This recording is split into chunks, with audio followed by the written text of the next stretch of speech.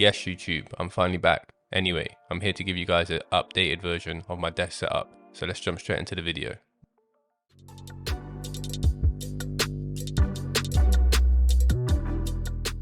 The overall desk setup has remained the same, the classic IKEA Alex drawer with the worktop and the legs. Nothing new, but it works.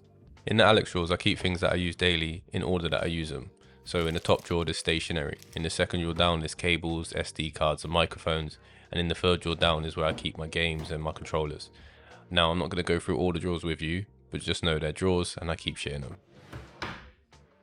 Now on the top of the desk, a lot's changed and some things haven't, so let's start with what has. On the gaming side of things, originally my desk setup was only for productivity, so I've added a PS5 Slim to the mix, and the thing's a perfect size for my desk, unlike the old design. The only thing I don't like about it is the stand. I feel like it could have been a smaller profile, but it is what it is. Other than that, it's perfect.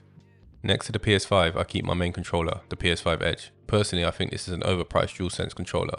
Don't get me wrong, it's got some nice added features like the adapted triggers and you can change the thumbsticks, but everything else it comes with I don't use. I've tried to use the added triggers when playing games like Call of Duty, but I feel like it just gets in my way. If you can get used to it, maybe it'll be better for you, but I'm set in my ways. To be honest, the best thing it comes with for me is the case. I keep it sat on the desk with a USB-C plugged in, so my controller's ready to use whenever I want a game. Also, the grips on the controller get mad dirty. Look at it compared to a normal controller that I've had for years. I've tried to clean it, but whatever material they use is impossible to get back to white. It was a gift, so I can't be mad, but I personally wouldn't pay for this myself. Now, this is the biggest and the newest update on my desk, the MSI 321QD OLED. This is the first OLED monitor that I've owned, and I've only had it for just over a week, but so far so good. Spec-wise, I'll put them all up on the screen so you can take them in if you need. But for me, this is all the things spec-wise that I care about. Screen quality. Like anyone that's into tech, I want the best that I can afford. So this being OLED, you already know the levels. The blacks are deep and the colours pop. The overall quality is there. Gaming on this thing is just lit. Everything looks crisp and clean. It's a glossy panel too, so the screen, unlike a matte one, just has a better clarity. That can be a problem when reflecting light, but so far, even in the middle of the day, with a window opposite my screen, I haven't had any problems. The next thing I need my monitor to have is HDMI 2.1, so if I can play games in 120Hz, I'll be able to. This monitor has two HDMI ports and both of them are 2.1, so you're covered. What that means is playing games like Call of Duty, you can get the best motion possible, so it's smooth and the response time is milliseconds fast as well. And if you're gaming on a good enough PC, you'll be able to get 240Hz using this monitor. The other thing that I need for my monitor is a USB-C port with charging. So when I'm connecting my MacBook Pro for productivity, it's just a simple one cable connection.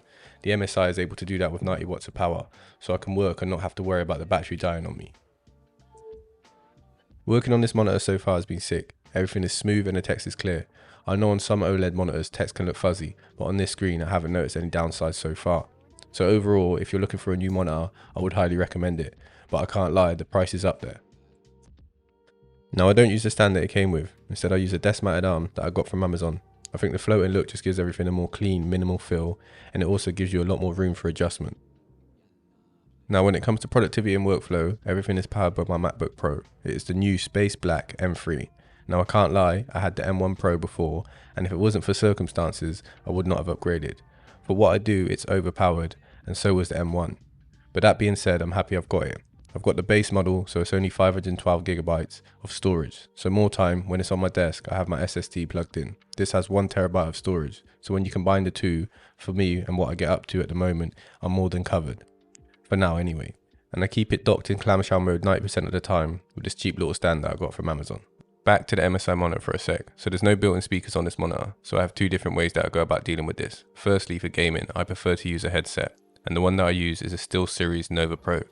Now there's three different reasons that I went with this headset. One of them is the sound quality. When gaming you can tweak the sounds using a DAC so you can get the sounds just the right way for whatever game you're playing. And that's the second reason that I went with this headset, was for the DAC itself. This lets me use my MacBook Pro and my PS5 plugged in at the same time and swap between them as and when I need. And thirdly is what SteelSeries call battery hot swap. What that basically means is inside the DAC there is a spare battery fully charged and ready to go. As soon as the one inside the headset itself runs low, this means you're never without a charge, and for me that was a must, otherwise I would forget, go to use them and they wouldn't be charged.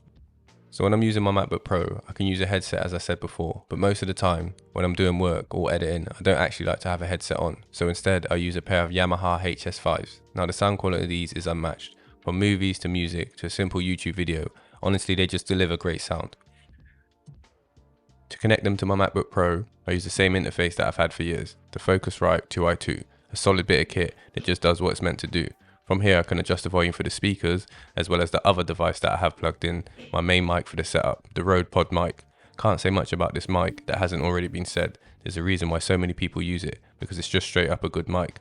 I also have this connected to the Rode PSA 1 plus arm, and they both work well together, for my needs anyway. Right, so the last few things on my desk are my Apple keyboard, trackpad and mouse. Now I know there's better options out there, but I'm so used to this setup that I can't change now. They just work well together as a trio, from the finger ID on the keyboard to zooming in and out on the trackpad. It's become second nature to me now. And the very last thing on my desk is my camera mount setup that I use with my Sony ZV-1. This setup is behind my monitor, and now that I'm back on YouTube, will be getting used a lot more. Trust me. So yeah, that's my updated desk setup for 2024. I'm back, finally, and I'm setting a goal from now to make this a real thing. And if you want to support, man, all you have to do is subscribe to the channel and drop me a like and a comment on the video. I'll put links to everything that I've mentioned in this video in the description below. Thanks for watching, I'm out. Peace.